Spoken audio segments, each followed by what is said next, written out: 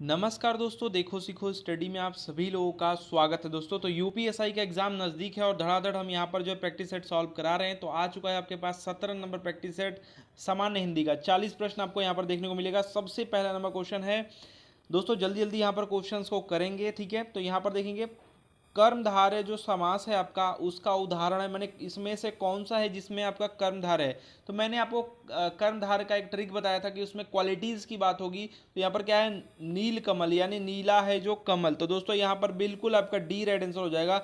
बाकी सब सर्वोत्तम देखेंगे तो यहाँ पर लास्ट में उत्तम है, आपका मुक्त है, यहाँ पर पूर्ण है, ये सब आपके तत्पुरुष हो जाएंगे। नेक्स्ट बात करेंगे अर्थ की दृष्टि से वाक्य कितने भेद होते हैं। तो दोस्तों अर्थ की दृष्टि से अगर बात करेंगे तो वाक्य के 8 भेद होते हैं। कौन कौन से?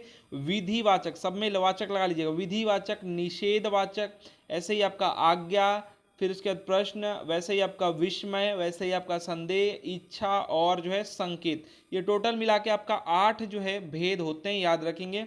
नेक्स्ट बात करेंगे किस विराम चिन्ह को समासिक चिन्ह भी कहते हैं। तो दोस्तों विराम चिन्ह है कौन सा? योजक।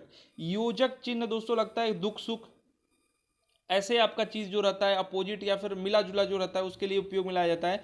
तो यहाँ पर दोस्तों जो होता है ये जो है द्वंद्व समास का उदाहरण होता है।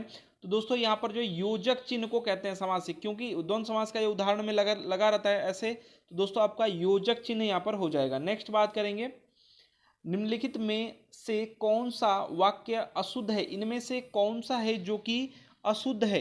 शब्द केवल संकेत हैं, ठीक लिखा हुआ है। हम तो अवश्य जाएंगे, बिल्कुल ठीक है। किसी आदमी को भेज दो, ये भी ठीक है।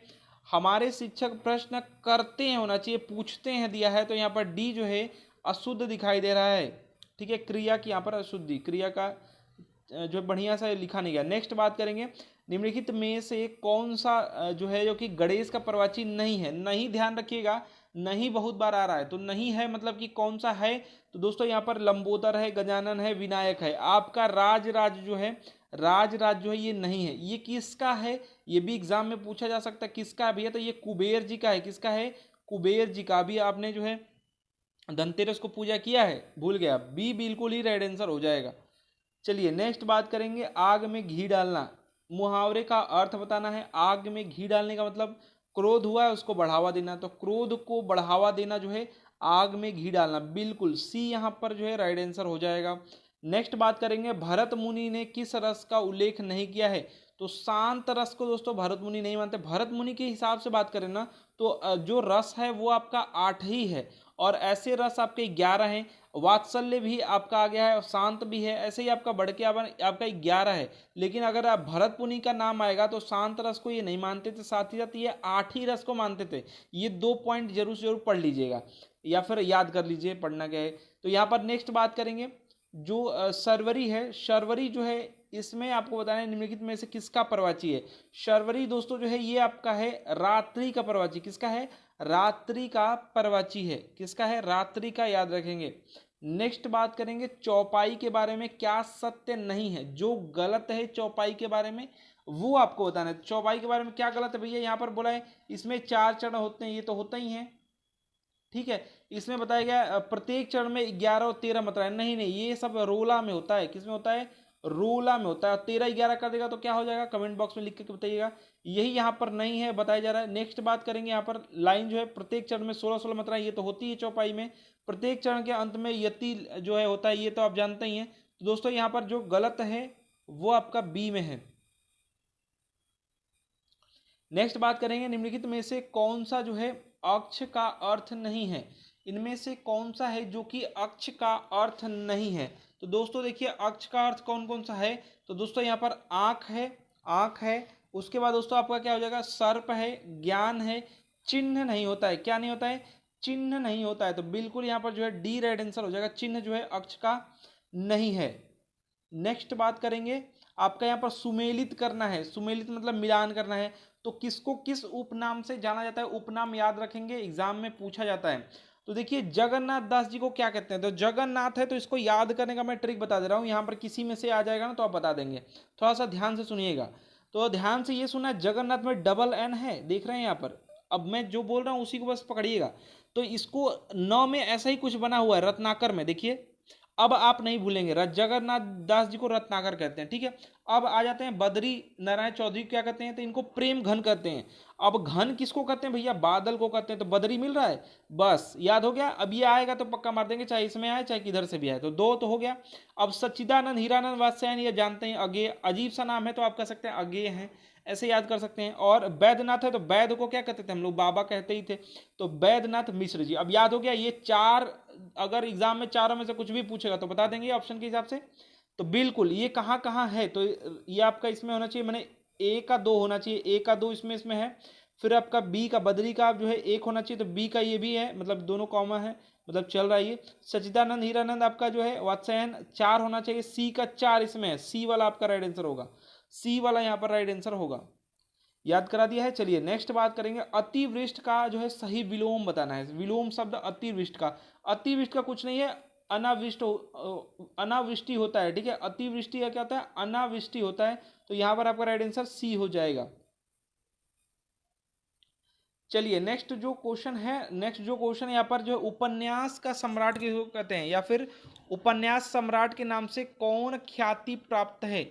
उपन्यास सम्राट कहते हैं मुंशी प्रेमचंद्र जी को, किसको कहते हैं, मुंशी प्रेमचंद्र जी को, याद रखेंगे, सी यहाँ पर बिल्कुल ही राइट आंसर हो जाएगा। नेक्स्ट बात करेंगे, कृतज्ञ का जो है सही विलोम, कृतज्ञ माने कि जो उपकार को मानता है, और कृतज्ञ जिसको जो उपकार को न माने, ए यहाँ पर बिल्कुल ही रेड आंसर हो जाएगा। नेक्स्ट बात करेंगे, जहाँ शब्दों के अर्थ के कारण काव्य में सौंदर्य और चमत्कार स्थायी दिखाई दोस्तों यहाँ पर पड़ता है, वहाँ होता है, तो वहाँ अर्थालंकार होता है। ध्यान से सुनिए क्या बोला है, जहाँ शब्दों के अर्थ के कारण काव्य में सौंदर्य का चमत्कार दिखाई देता है या दिखाई पड़ता है, तो वहाँ पर क्या होता है आपका अर्थालंकार, अर्थ के कारण होगा तो अर्थालंकार।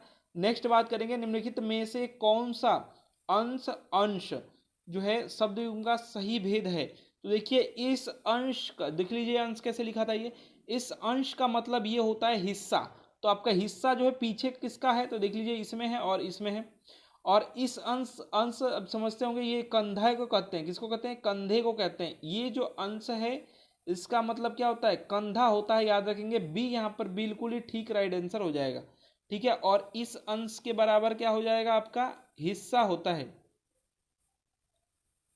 तद्भव शब्द है, इनमें से तद्भव कौन सा, देखिए कुकुर आपको लगता है ना कि तद्भव है, तद्भव नहीं है।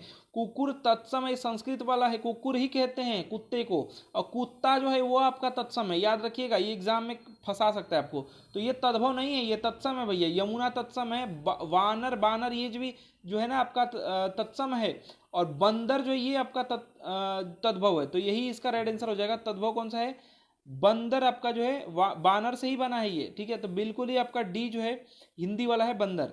नेक्स्ट बात करेंगे, जो कुछ नहीं जानता, वाक्यांश के लिए एक शब्द, जो कुछ नहीं जानता उसको अज्ञ कहते हैं, कि क्या कहते हैं, जो कुछ नहीं जानता उसको कहते हैं अज्ञ, जो थोड़ा जानता है उसको अल्पज्ञ, जो सब जानता है सर्वज्ञ, और जो बहुत जानता है उसको बहुज्ञ कहेंगे। तो बिल्कुल आपका जो है बी यहाँ पर राइट आंसर हो जाएगा। क्या बोल रहा है, जो कुछ नहीं जानता उसके लिए अज्ञ, बी। नेक्स्ट बात करेंगे, किस शब्द में अनुस्वार का प्रयोग हुआ है। देखिए अनुस्वार अनुनासिक, चंद्रबिंदी किसमें लगा हुआ है उसको अनुनासिक, अनुस्वार यानी अंग की मात्रा को अनुस्वार कहते हैं, याद रखेंगे। अनुस्वार लगा हुआ किसमें है आपका, यहाँ पर जो है ए में, गंगा में, ए याद रखेंगे।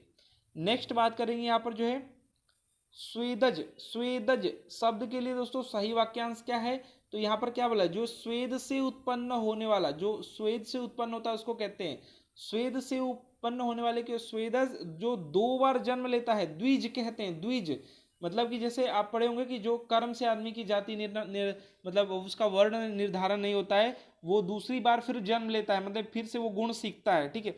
अंडज यानी अंडे से जो जन्म लेते हैं पक्षी इत्यादि जो हैं, जो अंडे से जन्म लेते हैं उनको क्या कहते हैं, अंडज। और जल में जन्मने वाले माने जल से जो होंगे तो उसको क्या कहेंगे, कमेंट बॉक्स में ये तो लिख करके आप लोग बताइएगा, कई बार देख चुके होंगे आप, जल में जन्म लेने वाले को क्या कहेंगे। नेक्स्ट बात करेंगे, निम्नलिखित में से कमल का पर्यायवाची नहीं है, तो ज लगा हुआ था, अंबु मतलब क्या होता है पानी, और ज लगा गया मैंने पानी में जो जन्म, मतलब अंबुज मतलब कि आपका कमल, नीरज मतलब नीर मतलब पानी, ज लगा दिया यानी कि कमल, तोयज ये भी आपका वही मीनिंग है। और तनुज जो होता है, तनुज जो होता है वो पुत्र के लिए होता है, किसके लिए, पुत्र के लिए होता है। तो ये क्या पूछा था, पर्यायवाची नहीं है, कमल का पर्यायवाची जो नहीं है, तनुज जो है ये नहीं है बिल्कुल। तनुजा का मतलब क्या होगा, अब तो कमेंट बॉक्स में आप सभी लोग बता ही सकते हैं तनुजा का मतलब क्या होगा, कमेंट बॉक्स में लिख करके बताइएगा। नेक्स्ट बात करेंगे अंधे की लकड़ी। अंधे की लकड़ी मुहावरे का सही अर्थ क्या होगा, तो अंधे की लकड़ी मतलब कि एक ही सहारा, बिल्कुल आपका राइट आंसर हो जाएगा। एक ही सहारा के लिए अंधे की लकड़ी मुहावरा जो है उपयोग में लाते हैं। अर्थ है इसका जो है कटक, दोस्तों जो है इसका अनेकार्थी शब्द कौन सा नहीं है, माने कटक का कोई एक अर्थ जो है नहीं होगा। तो व्यंग जो होता है ये नहीं होता है, ठीक है, व्यंग जो नहीं होता है सेना हो सकता है, शिविर हो सकता है, चटाई होता है, कटक का ये सब मीनिंग होता है, ठीक है। तो व्यंग जो है ये नहीं होता है, सी यहाँ पर बिल्कुल ही राइट आंसर हो जाएगा। नेक्स्ट बात करेंगे श्रृंगार रस का स्थायी भाव है। श्रृंगार रस का स्थायी भाव कौन सा है, श्रृंगार का हो जाता है, क्या हो जाता है यहाँ पर, रति हो जाएगा, रति। यहाँ पर दोस्तों सी यहाँ पर बिल्कुल ही राइट आंसर हो जाएगा। नेक्स्ट बात करेंगे निम्नलिखित में से कौन सा युग्म सही नहीं है, इसमें से कौन सा है जो कि सही नहीं है। तो अभी हमने बात किया है कि जो जन्म नहीं लेता उसको अज कहते हैं, ये तो ठीक है। साथ ही साथ भगवान ईश्वर के लिए भी उपयोग लाया जाता है। तो जो पहले जन्मा उसको अग्रज कहते हैं, ये भी ठीक है। बड़े जो होते हैं उनके लिए उपयोग में लाते हैं। जो अल्प जानता मतलब थोड़ा जानेगा उसको अल्पज्ञ कहते हैं। और जो चलता नहीं उसको अचल कहते हैं, क्या कहते हैं, अचल कहते हैं। यहाँ पर अचर लिखा हुआ है तो ये गलत है, यानी यही जो है शब्द युग में है जो कि सही नहीं है। तो यहाँ पर ए राइट आंसर हो जाएगा। अचल कहते हैं, यहाँ पर अचर दिया है, ध्यान दीजिएगा, बहुत थोड़ा सा माइनर मिस्टेक होता है। और 2.5 नंबर चले जाएंगे। नेक्स्ट बात करेंगे वर्णों की आवृत्ति को दोस्तों कहते हैं। तो दोस्तों कहाँ आपका वर्णों का आवृत्ति होता है, अनुप्रास में देखेंगे, अक्षर यानी चंदू के चाचा ने आप सुने होंगे ये सब। तो दोस्तों आपका तटनी वाला भी आप सुने होंगे। तो दोस्तों ये जो है उसमें क्या होता है, एक ही वर्ण का आवृत्ति होता है। तो यहाँ पर अनुप्रास, आप अलंकार में ये सब सुनते हैं तो अनुप्रास उसको कहते हैं। ए बिल्कुल ही रेड आंसर हो जाएगा, क्या हो जाएगा, ए। नेक्स्ट बात करेंगे, यहाँ पर अर्थ बताना है, सही अर्थ क्रमशः में, माने निशाकर है और निशाचर है। निशाचर माने जो रात्रि को विचरण करता है, राक्षस इत्यादि खोजने मारने ये सब चीज के लिए, जो चीज के लिए करते हो, यहाँ पर दोस्तों आपका हो जाएगा। और निशाकर यानी चंद्रमा, चंद्रमा के लिए निशाकर माने रात्रि को चंद्रमा चमकता है इसलिए निशाकर कहते हैं। और निशाचर माने कि जो है राक्षस के लिए उपयोग लाया जाता है। तो यहाँ पर बी रेड आंसर हो जाएगा। नेक्स्ट बात करेंगे चौपाई छंद के प्रत्येक चरण में कितनी मात्राएं होती हैं भैया, तो 16 मात्राएं होती हैं, ये तो बताना भी नहीं है, बी बिल्कुल ही रेड आंसर हो जाएगा, 16 मात्राएं। इसी में कमेंट बॉक्स में आप दोहा के बारे में बताएंगे कितनी कितनी मात्राएं होती हैं उनके प्रत्येक चरण में, चरणों के बारे में भी बताएंगे। नेक्स्ट बात करेंगे ठाकुर का स्त्रीलिंग बताना है। ठाकुर का क्या हो जाएगा, ठकुराइन। ठकुराइन बिल्कुल ही आपका सी में लिखा हुआ है, ठकुराइन। जो मेन पहले होते थे उन्हीं को ठाकुर कहा जाता था, ठीक है। नेक्स्ट बात करेंगे, अब जाति विशेष हो गया। नेक्स्ट बात करेंगे आंख का अंधा नाम नयन सुख। ये जो लोकोक्ति है इसका सही अर्थ बताना है। आंख का अंधा नाम नयन सुख, लोकोक्ति का अर्थ मतलब ये होता है गुण के विपरीत नाम होना। नयन सुख नाम है और आंख ही नहीं है, तो ऐसे जो है नाम रखा गया है। तो बिल्कुल ए जो है गुण के विपरीत नाम होना, मतलब नाम है राम और काम है रावण वाला, ठीक है, ऐसे कर सकते हैं। बुढ़िया शब्द को बहुवचन में परिवर्तित करने के लिए अंत में क्या जोड़ना पड़ेगा, तो यहाँ पर दोस्तों हम क्या लगाते हैं, बुढ़िया लगाते हैं, यहाँ पर चंद्र बिंदी लगाते हैं। तो चंद्र बिंदु सी में बिल्कुल ही दिखाई दे रहा है, तो ऑप्शन नंबर सी यहाँ पर आपका राइट आंसर हो जाएगा। नेक्स्ट बात करेंगे आधे अधूरे जो है ये किसकी रचना है। आधे अधूरे जो है ये किसकी रचना है, ये रचना है मोहन राकेश जी की। किसकी है, मोहन राकेश जी की नाटक है ये। नेक्स्ट बात करेंगे हिंदी व्याकरण में सर्वाधिक प्रयुक्त होने वाला विराम चिन्ह कौन सा है। अर्ध विराम, अर्ध विराम दोस्तों या अल्प विराम, बताइए तो कमेंट बॉक्स में कौन सा उपयोग में लाया जाता है। पूर्ण विराम, ये तो सभी लोग बता दें। देखिए पूर्ण विराम यानी खड़ी पाई, अर्ध विराम यानी ऐसे, और अल्प विराम यानी कि कॉमा, और उप विराम, उप विराम कैसे लिखा जाता है सभी लोग लिख करके बताएंगे। उप विराम जो है आपका कुछ इस प्रकार से दो बिंदु, दो बिंदी ऐसे रहता है। बताइए कौन सा सर्वाधिक उपयोग में लाया जाता है, तो देखेंगे कौन सा, तो यहाँ पर देखेंगे अल्प विराम जो है उपयोग में लाया जाता है। सबसे ज्यादा क्या लगाते हैं, कॉमा, कॉमा को ही, इससे भी आपका विराम चिन्ह से भी क्वेश्चन आता है। पूर्ण विराम खड़ी पाई को कहते हैं, यहाँ पर एक बिंदी और एक कॉमा लगेगा तो अर्ध विराम, और अल्प विराम सबसे ज्यादा कॉमा को उपयोग में लाया जाता है, तो यहाँ पर अल्प विराम हो जाएगा। उप विराम कौन सा है, ये कुछ इस प्रकार से मैं लिख नहीं पा रहा हूँ इसलिए बता रहा हूँ, ठीक है, ये दो बिंदी ऐसे लगा रहेगा, ठीक है। और यहाँ पर ऐसे हो जाएगा तो क्या कहेंगे उसको, कमेंट बॉक्स में लिख करके बताइएगा। तो चलिए नेक्स्ट बात करेंगे, कथाकार जो नासिया शर्मा है को किस कृति के लिए वर्ष 2016 में हिंदी का साहित्य अकादमी पुरस्कार प्रदान किया गया था? कौन सा उनका रचना है जिनके लिए? तो दोस्तों पारिजात के लिए जो है इनको मिला हुआ है 2016 में जो है साहित्य अकादमी पुरस्कार, ठीक है, पारिजात के लिए याद रखिएगा। और पोस्ट बॉक्स नंबर जो है 203 नालासोपारा किसको मिला हुआ, कमेंट बॉक्स में लिख करके बताएंगे।